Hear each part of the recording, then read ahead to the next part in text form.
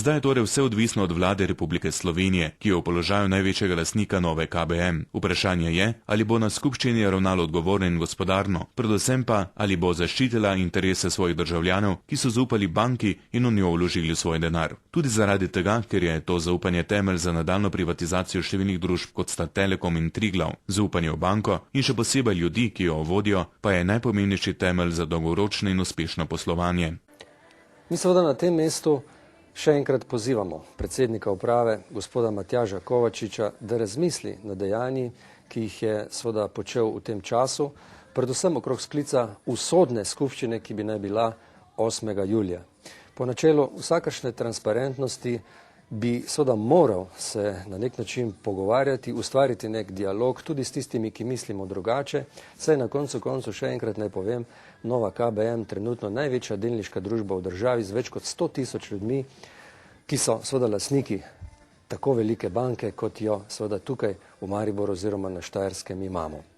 Vsekakor zahtevamo od njega, da na nek način po načelu transparentnosti nam omogoči, da vsaj zbiramo na nek način pooblastila za sklic skupščine na vseh bančnih okencih, torej širom po Sloveniji, na vseh enotah banke in jasno tudi na vseh enotah poštne banke, torej na poštnih okencih, kajti to je na nek način načelo demokratičnosti in transparentnosti za sklepe, ki jih je seveda sam oziroma kot jih je uprava pripravila v predlogu za nadzorni svet, le-ta pa jih je jasno tudi na nek način potrdil. Hkrati pa, če se to ne bo zgodilo, apeliramo na ministra za finance gospoda Andreja Bajuka in tudi na predsednika vlade, gospoda Janeza Janšo, ki ga bomo še večkrat najverjetneje morali pozvati, da premisli o delu človeka, ki bi naj bil na nek način vzor neke kompetentnosti, vzor dela, kot se seveda spodobi za prvega moža